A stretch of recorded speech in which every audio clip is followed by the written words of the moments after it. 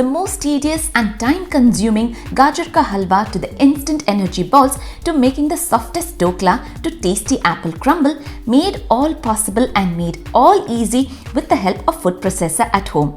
The dough tool, knife blade, thick slicing grating disc, whisk, rasping disc, spatula, multi-mill liquidizer and the food processing bowl. The liquidizer and the smaller mill can be used for the regular day-to-day kitchen essentials. I'm mainly working with the food processor bowl and its attachments in this video to showcase how fast and how easy you can cook several different items in a day with very minimal utensils used. So I plan my Monday to make gajar ka halwa, vegetable soup and methi thepla. With sweet dishes needing extra care and cannot be mixed with either any of the vessels whatsoever, so I get started by washing, peeling the skin and cutting the ends of carrots. I attach the grating disc in the bowl. Now the disc can be used in two different ways, with slicer on one side and grater on the other side, attaching to what is needed at the top. The big job of grating will all be done even before you know. Very importantly, make sure to press down any veggies with the help of the insert cap, not with your fingers. With the most tedious and time-consuming job done within a minute, rest is all easy. I set a kadai, adding in grated carrots, giving it a good stir to warm up. Adding in plenty of milk to cover up the whole of the carrots and let the carrots soften in the milk. Parallelly, I start working on the vegetable soup with the veggies that I have at home. A few carrots, beans, cauliflowers, florets, peppers. I keep an eye on the gajar ka halwa, just stirring it occasionally every now and then. Washing the veggies, keeping them ready to be finely chopped. Into the same food processor bowl, I now attach the knife blade with pepper going first, finely chopped. I keep it aside and now the rest of the veggies finely chopped that gets blended well in the vegetable soup.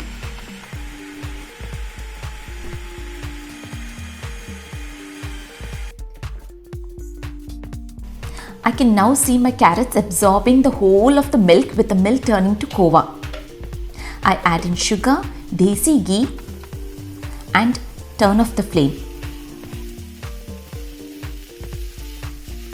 I crush fresh cardamom pods to a fine powder.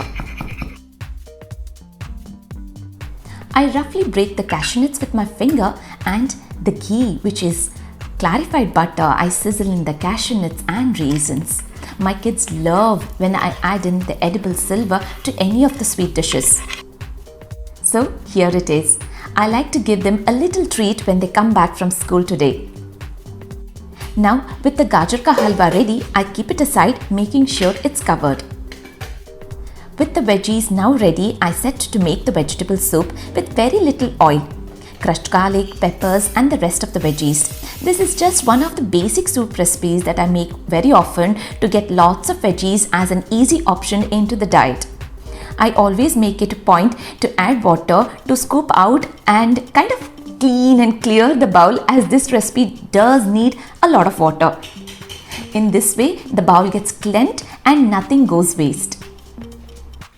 With the water set to boil and waiting for the soup to come to a boiling point, I start working on the methi paratha. I have fresh bunch of methi leaves. Anything comes in fresh has to be eaten fresh as well, isn't it? I keep the leaves ready by adding in a bowl with the quantity needed and the rest to go back into the fridge in my muslin bag. The soup is almost ready. I finish it off by adding in salt and vinegar.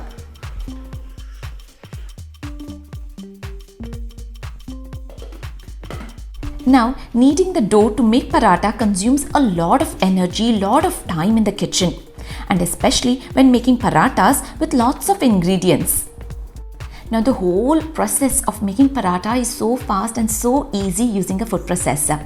This is the home measurement glass that we use for everyday cooking. I have 2 cups of atta and I am using the dough tool as an attachment in the bowl. Salt, turmeric powder, garlic ginger paste, sesame seeds, green chili paste, cumin powder and yogurt are the ingredients that I add to make my methi paratha. Of course, the fresh methi leaves that I haven't even chopped. I just add it in straight away into the bowl. I combine all of the ingredients by giving it a whiz and then add warm water to knead the dough. With regularly making, I know the quantity of water needed to make paratha. I use just around half a cup of water. Water can always be adjusted, so make sure to add little at a time. Once you're used to making, you will know how much is needed. The dough looks perfect, so I let the dough rest. With kind of most of the cooking done for the day, I set myself outside for a walk. With kids back from school, I now serve them their favorite gajar ka halwa and vegetable soup. They're extremely happy to see what's coming up in the snack platter. They just love gajar ka halwa, and I must say this is something that we can easily make at home and serve our family, make them happy. Now later in the evening, I set to roll and make garma garam parathas.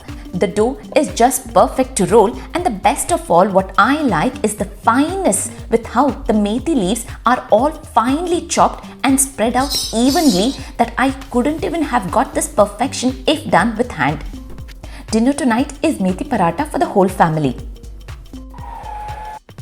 And at the end of the day, I keep the food processor and its attachments in the dishwasher. They can be washed by hand as well. But the ones which I have at home are completely dishwasher safe, so I stack them in the dishwasher. If you are planning to keep yours in the dishwasher, just make sure your food processor is dishwasher safe. Okay, so on Tuesday, I have planned to make apple crumble, chapati and cabbage poriyal. Starting by inserting the knife blade to make the crumble. Plain flour, butter, sugar, cinnamon powder, salt and vanilla essence. Getting the crumble is so easy with the help of the food processor now.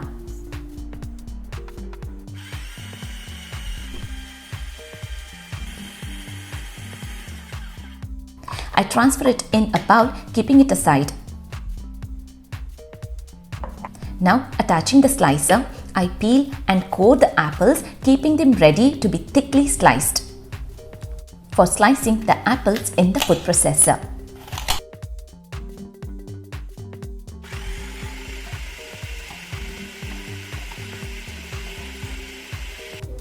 You can see how beautifully they all cut into slices evenly. I scattered them in an oven-proof dish with sugar coated and combined.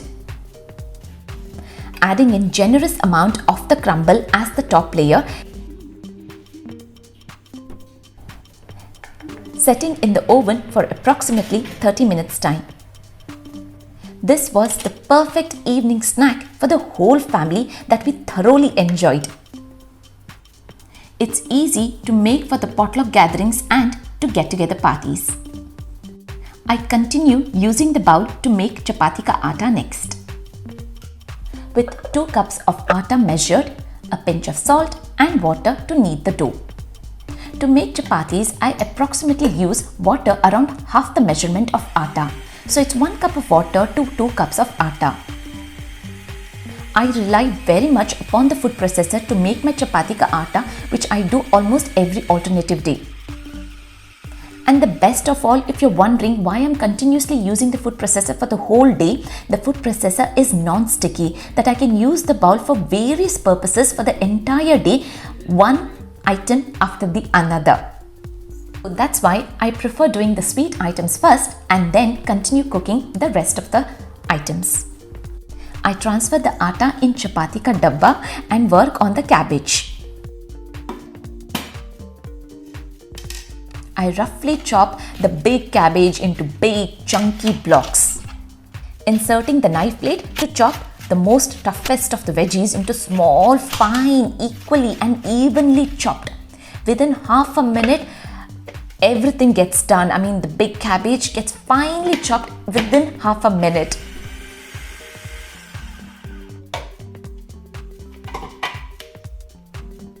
Now, if you want to leave it coarse, just keep whizzing it to the point you're happy to see it coarse.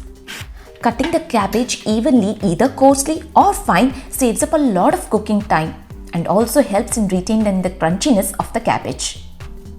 Every home has its own recipe of making a palya, and this is my version of making my own cabbage palya at home, which is in a pan. I just add in oil, mustard seeds, curry leaves, hing, chana dal, cabbage, and then if I feel the need of adding in water to create moisture, then I add in water. And once I feel the cabbage is softened and still having the crunchiness, then I add turmeric, salt, and combine it thoroughly. And then I just finish it off by adding in freshly grated coconut and finely chopped coriander. So yeah, this is how we make cabbage palya at home.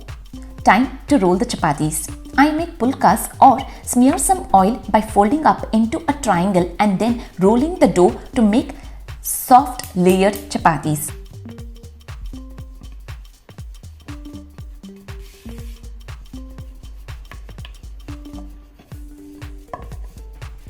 Nothing as home cooked soft chapatis that I really want to sit down and enjoy them with some yogurt and cucumber slices. It's a really hot day today and I'm very hungry too. I often make dokla and Srikhand as it's so perfect and easy to get the whippiness with the whisk, keeping it very lighter and easy on our stomachs that I don't need to add baking soda to my dokla to see how it's airy and to get the fluffiness and the layering. But my doklas are still soft because of the electric whipping and the continuous whisk that I can easily avoid adding in baking soda, but instead use very little of ENO powder. Doing this with my hand is definitely not easy. I grease up the tray and pour in the mixture, allowing it to be steamed for a good 20 minutes.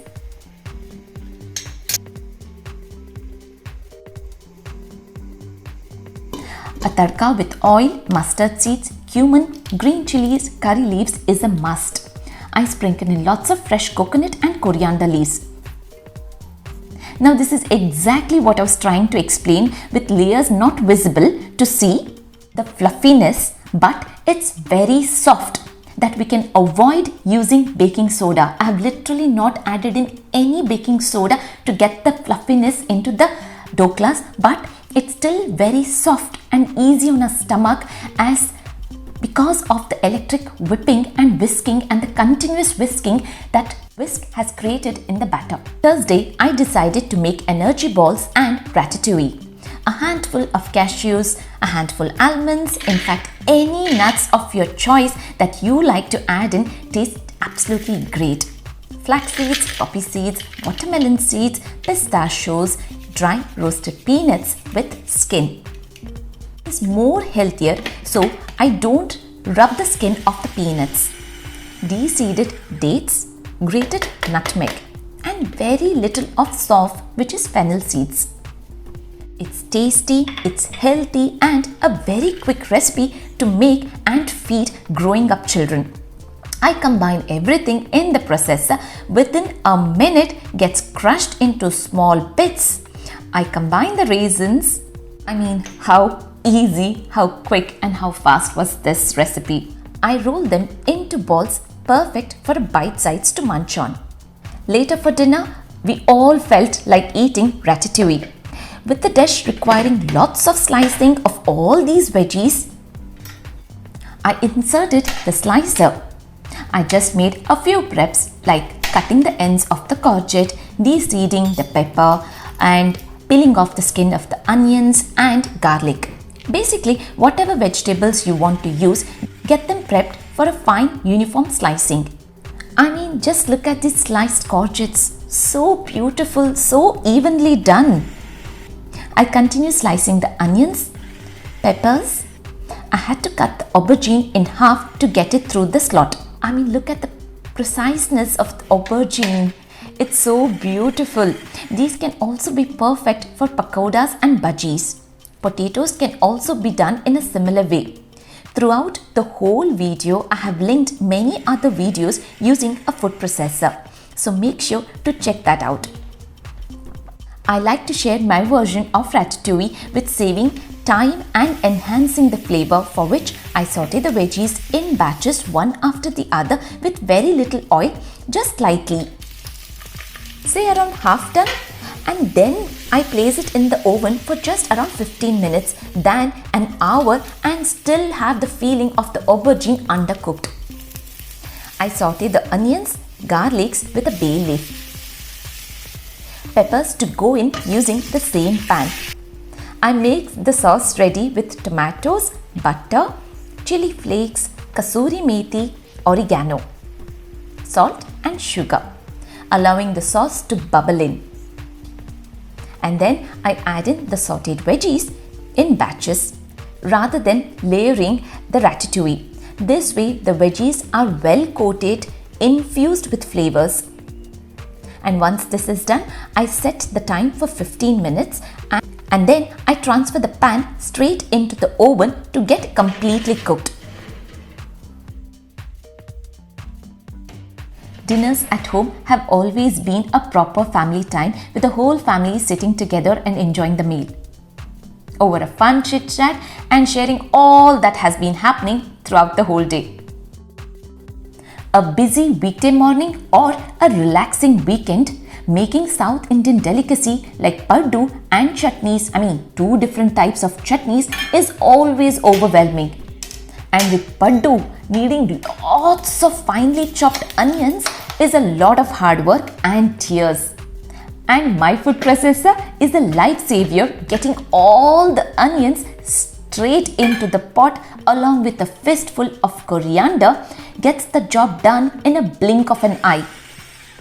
It's been a nice sunny weather and my paddu batter has been nicely fermented. I add in the big portion of finely chopped onions and coriander. Even on a working day, I have the weekend feeling with paddu for morning breakfast. With lots of onion and coriander added in the paddu, my kids love eating it on its own along with some red chutney. And when I sit down to eat, I make total justice to all that is made. Green chutney, red chutney and paddu are a great combination. The limit of using the food processor doesn't stop. You can use for baking cakes to making cookies, Shrikhand. Also, it is a great help in kneading the dough for making chaklis, nippattu, obbattu, which is the most essential part to get the recipe right. And this is all possible making life easy in kitchen.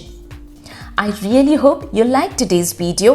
Thanks for watching. Take care. Bye for now. We'll catch up again in the next video. Ta-ta!